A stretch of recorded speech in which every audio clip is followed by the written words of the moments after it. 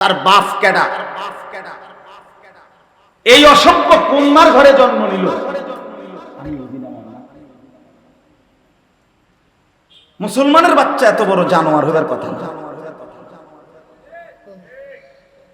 এটা তো 1-2 দিন না, 6 মাসে একদিন জামাত ছুটতে পারে, 3 মাসে একদিন নামাজ ছুটে যাইতে পারে, কাজা হইতে পারে।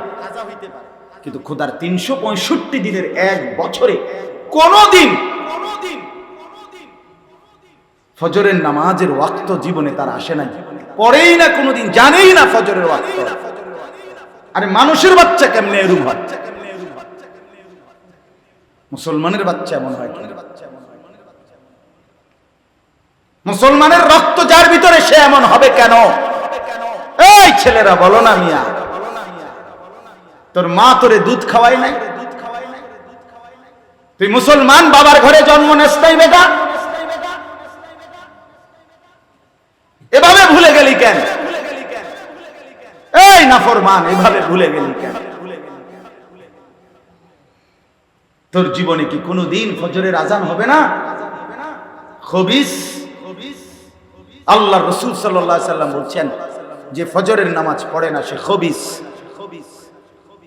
ওয়া ইল্লা আসবাহা খাবিসান নাফস, নবীজি বলছে খবিস, খবিস এটা। আর খবিস টয়লেটে থাকে, বাথরুমে থাকে, পেশাব পায়খানার মধ্যে থাকে, যে ওইটারে খবিস কয়। এজন্য নবীজি বাথরুমে ঢুকতে, টয়লেটে ঢুকতে নবীজি দোয়া করতেন, আল্লাহ খবিস থেকে পানা বলতেন কিনা, আল্লাহুম্মা ইন্নী আউযু বিকা মিনাল খুবুসি ওয়াল খাবাইস, আল্লাহ খবিস থেকে পানা।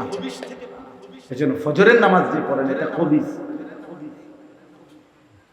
এটা খবিস। যেই পড়েন, জওয়ান হোক, বুড়া হোক, পুরুষ হোক, নারী হোক, এটা খবিস।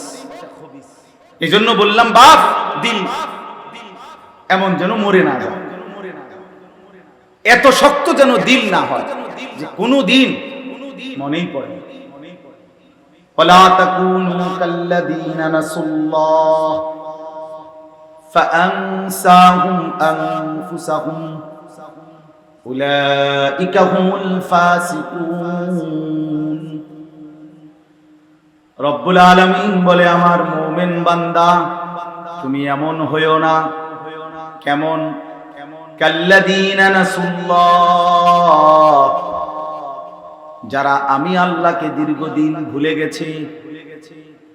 আল্লাহ বলেন, বান্দা অনেক দিন যদি আমাকে ভুলে যাও, ফাআনসাহুম আনফুসাহুম, একদিন আমি তোমার নিজেকেই তোমার থেকে ভুলিয়ে দেব।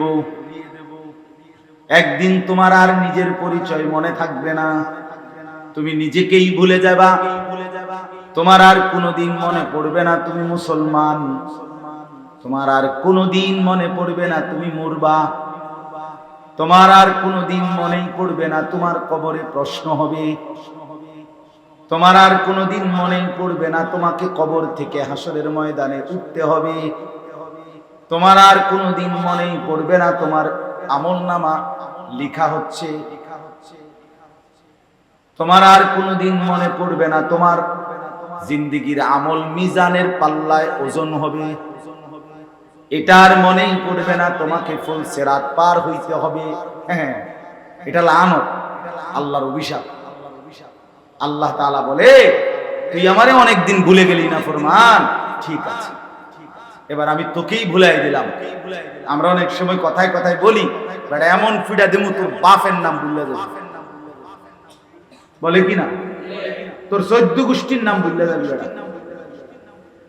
আল্লাহ বলছে, নাফরমান তুই আমাকে ভুলে গেলি না, 1 বছরও মনে পড়লো না, 6 মাসেও মনে পড়লো না, ঠিক আছে, আমি তোরে তোর আত্মপরিচয়, তোর বংশ পরিচয়, তোর রক্তের পরিচয়, তোর জন্মের পরিচয় ভুলে দেব।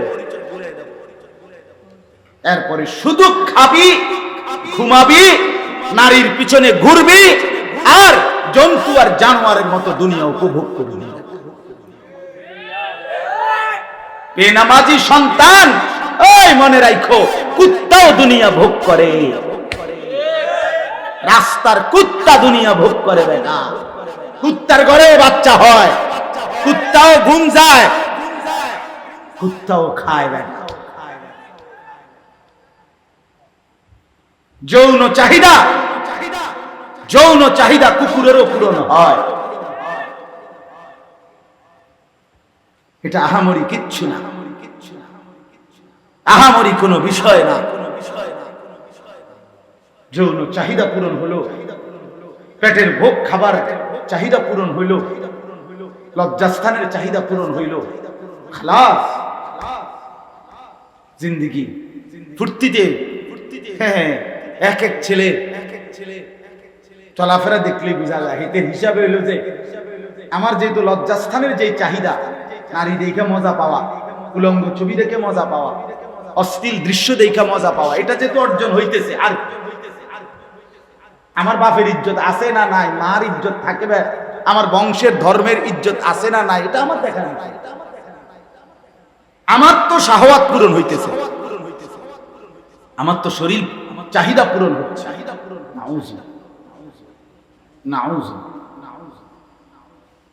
এই জন্য বন্ধু আমার, বাপ আমার, আমি এটা বললাম, রাসূলুল্লাহ সাল্লাল্লাহু আলাইহি সাল্লাম সরাসরি ডাক দিয়ে বলছে, যুবকের প্রতি নবীজির কি পরিমাণ মহব্বত ছিল, নওজওয়ানদের জন্য। আল্লাহর নবী বলছে, ইয়া শাবাবা কুরাইশ, হে কুরাইশের যুবকগণ, এভাবে ডাকছেন, গুদ্দু আবসারাকুম ওয়াহসানু ফুরুজাকুম। নবীজি বলছে, হে কুরাইশের যুবকগণ, তোমরা তোমাদের চোখ নিচের দিকে নামাও এবং তোমরা তোমাদের লজ্জাস্থান হেফাজত করো। যুবকদেরকে নিয়ে, ইয়া শাবাবা কুরাইশ। নবী সাল্লাল্লাহু আলাইহি ওয়াসাল্লাম বলছেন, ইয়া মাশারাশ শাবাব, হে যুব সমাজ, এভাবে ডাকবে। হাদিস, বিশুদ্ধ হাদিস, ইয়া মাশারাশ শাবাব, হে যুব সমাজ, মান ইসতাতা মিনকুমুল বাআতা ফালইয়াতাযাওয়াজ। তোমরা যারা শারীরিকভাবে এবং আর্থিকভাবে বিবাহ করার সামর্থ্য হয়েছে, তোমরা দেরি করো না, জলদি বিয়ে করে ফেলো। বিবাহ লজ্জার বিষয় না, জিনা লজ্জার বিষয়। কথা বলেন না কেন? বিয়ে কোনো গুনাহ না, পরের মেয়ের পিছনে হাঁটা এটা গুনাহ। বিয়ে না জায়েজ না, বিয়ে আল্লাহ তাআলার হুকুম, রাসূলুল্লাহর সুন্নাহ। বিয়ে ইবাদত। নবী সাল্লাল্লাহু আলাইহি সাল্লাম বলেছেন, স্বামী স্ত্রীর মিলন, স্বামী স্ত্রী মিলিত হওয়া, জৈবিক চাহিদা পূরণ করা, এটা পুরাটা আল্লাহর রাস্তায় সাদাকার সওয়াব। ওয়া ফি বুদ'i আহাদিকুম সাদাকা। রাসূলুল্লাহ সাল্লাল্লাহু আলাইহি ওয়াসাল্লাম। এটা লজ্জা না, এটা অপমান না, এটা বেইজ্জতি না। নবী সাল্লাল্লাহু আলাইহি ওয়াসাল্লাম উৎসাহিত করছেন।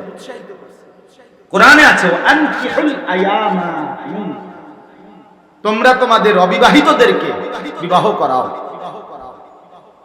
কোরআনে আল্লাহ নিজে বলছে, মিয়া সাহেব, যদি অভাবের ভয় দেখো, অভাবে পড়ে যাবে, বিয়ে করলে সংসার চালাবে কেন?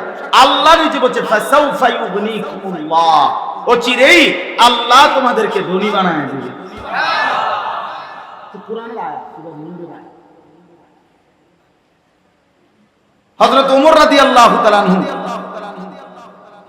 তিনি বলতেন, ওমর রাদিয়াল্লাহু তাআলা আনহু বলতেন, তুমি বিয়ে করো নাই, অথচ তুমি তোমার অভাব দূর করবা, এটা কিভাবে সম্ভব? এখন টের পাইবে বক্তা আসতে। আমি তো আপনারা যাতে নড়াচড়া না করেন, এই জন্য আমরা স্থানীয় বক্তারা মাঠটা ধরে রাখলাম, আর টের পাইবেন এখন।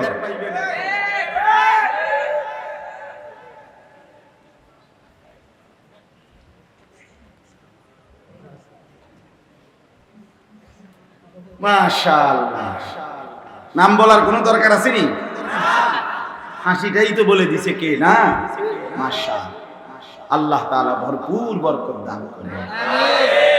তো আমি বলতেছিলাম, আমার কথা এটাই, কোরআনুল কারীমে আল্লাহ তাআলা বললেন, আল আখিল্লাউ ইয়াউমাইদিন বা'দুহুম লিবা'দিন আদু ইল্লাল মুত্তাকিন। এই কথাটাই আমি শেষ করতে চাচ্ছি। হযরতে আলী রাদিয়াল্লাহু তাআলা আনহু বলেন, এই দুইজন নেককার লোক বন্ধুত্ব, তো একজন মৃত্যুবরণ করার পরে আল্লাহ তাআলা যখন বলবে ফেরেশতাদেরকে তার জন্য জান্নাতের দরজা খুলে দাও, তখন এই লোকটা জান্নাত দেখে নিজের জান্নাতের অবস্থান বুঝে সাথে সাথে তার দুনিয়ার সেই বন্ধুর কথা মনে পড়বে এবং বলবে সাথে সাথে আল্লাহর কাছে দোয়া করে, আল্লাহ, আমার অমুক নামে একটা বন্ধু ছিল, এই বন্ধুটা আমাকে দিবানিশি রাত দিন নেক কাজে, আখিরাতের কাজে, ঈমান আমলের কাজে উৎসাহিত করত, অনুপ্রেরণা দিত। বিনিময়ে আজকে আমি নেক আমল করে কবরে আসছি, আর আমার জান্নাতের ঠিকানাটা আমি দেখতে পাইলাম। আপনার কাছে ফরিয়াদ, আপনি আমাকে আমার সেই বন্ধুটাকে মৃত্যু পর্যন্ত হেদায়েতের উপরে রাখেন এবং আমার মতো কবরেও এমন জান্নাতের দৃশ্য তাকে দেখাইয়েন। আল্লাহ তাআলা তখন সরাসরি বলবেন এই কবরের বান্দাকে, হে আমার বান্দা, অচিরেই আমি তোমার সেই বন্ধুকে এই কবরে তোমার সাথে এমন অবস্থায় দেখা করাবো যখন তোমরা দুইজন, তুমি তোমার বন্ধুকে দেখে শুধু হাসবা, মোটেই কাঁদবা না। সাথে সাথে হযরত আলী রাদিয়াল্লাহু তাআলা আনহু বলেন, দুনিয়ার মধ্যে যেই দুই বন্ধুর মধ্যে সম্পর্ক ছিল গুনার সম্পর্ক, নাফরমানের সম্পর্ক, ওই যে বললাম বিড়ি একজনের, ম্যাচলাইট আরেকজনের, মনে আসেনি?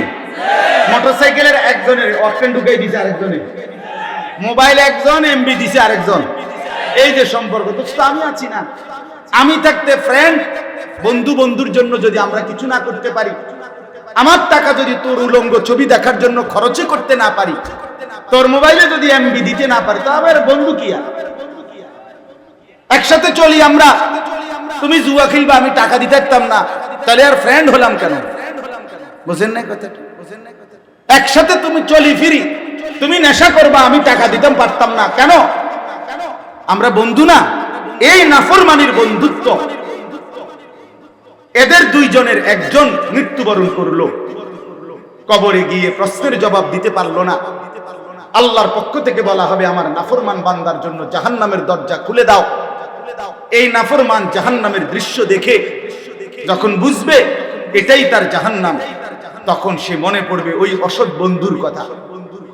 তাফসীরে লিখছে এই লোকটা তখন ওই আল্লাহ তাআলার কাছে দোয়া করবে, এই নাফরমান আল্লাহর কাছে কবরে দোয়া করে বলবে, আল্লাহ, আমার একটা বন্ধু ছিল যে দিবানিশি আমাকে গুনাহের কাজে, মন্দ কাজে উৎসাহিত করত, সহযোগিতা করত, এমনকি এই আখিরাত হবে না, কবর হবে না, আপনি মাওলার সামনে যেতে হবে না, এটাই আমাকে দিবানিশি বলতো মাওলা। আজকে তারই প্ররোচনায়, তারই উৎসাহে আমি দিবানিশি গুনাহের কাজ করে আজ আমি এই অন্ধকার কবরে জাহান্নামের দৃশ্য দেখলাম এবং আমি বুঝলাম এই জাহান্নাম আমার ঠিকানা। অতএব মাওলা, আপনার কাছে ফরিয়াদ, আপনার কাছে আরজি, আমার সেই অসৎ বন্ধুকে আপনি মৃত্যু পর্যন্ত হেদায়েত দিয়েন না, তারেও আপনি নাফরমানি অবস্থায় মৃত্যু দিয়েন এবং এই কবরে এনে আপনি তাকে আমার মতো পরিণতি করাইয়া এই জাহান্নাম দেখাইয়েন। তখন আল্লাহ তাআলা বলবে, হে বান্দা, অচিরেই তোমার সেই নাফরমান বন্ধুকে আমি তোমার সাথে একই পরিণতিতে, এই অবস্থাতেই তোমার সাথে সাক্ষাৎ করাবো। নাউযুবিল্লাহ। কথা আমার শেষ বাপ। অতএব আজকের এই যুব সমাজ, নওজোয়ান সাথীরা, দোস্ত আমার, বন্ধু আমার, প্রিয় ভাই আমার এটা ফরিয়াদ, আমার এটা আহ্বান, তুমি নিজেও নষ্ট হইও না, তুমি কাউরে নষ্ট করো না, তুমি কাউরে চরিত্রহীন বানাইও না, তুমি কাউকে মদ, জুয়া, জিনা, ব্যভিচারের আড্ডায় নিও না, তুমি কারো জিন্দেগি বরবাদ করো না, আখিরাত নষ্ট করো না, বরং সবাই মিলে একে অপরকে নেক কাজের প্রতি উৎসাহিত করি। আজকের যুবকরা আলহামদুলিল্লাহ অনেক মেহনত করে, আমি সব জানি, শুনছি, এবং আমি এই গ্রাম সম্পর্কে, এই গ্রামের সার্বিক হালাত সম্পর্কে বিস্তারিত জানি, ইতিপূর্বে বারবার আসছি। অতএব যেই যুবকরা আজকে নওজোয়ানরা এত সুন্দর, বাংলাদেশের শ্রেষ্ঠ, আমি আগেই বলছি আমাদের মুহতারাম হযরত মাওলানা মুফতি আরিফ বিন হাবিব, তিনি আসবার আগেই আমি যা বলার আপনাদের কাছে বলেছি। উপযুক্ত এই তিনজন প্রখ্যাত বুজুর্গ বর্তমান সময়ের সকলের শ্রদ্ধেয় প্রিয় আস্থাভাজন আলেমে দ্বীন, ওনাদেরকে এনে আনবার চেষ্টা করছে নওজোয়ান ছেলেরা। আল্লাহ তাআলা তাদের এই মেহনত, তাদের এই চেষ্টাকে সর্বোত্তম বিনিময় দান করেন। বাকি যুবকরাও তাদের থেকে শিক্ষা নিয়ে সবাই মিলে এলাকা, সমাজ, গ্রাম, পাড়া, মহল্লা উত্তম আখলাক দ্বারা, উত্তম জিন্দেগি দ্বারা গড়বার চেষ্টা করি। একে অপরকে ঈমান আমলের কাজে, আখিরাতের কাজে উৎসাহিত করি। আল্লাহ তাআলা আমাদেরকে তৌফিক দান করেন, কবুল করেন। সকলেই বলেন আমিন। সুবহানাল্লাহি ওয়া বিহামদিহি, সুবহানাকাল্লাহুম্মা বিহামদিকা, আশহাদু আল্লা ইলাহা ইল্লা আনতা, আস্তাগফিরুকা ওয়া আতুবু ইলাইক।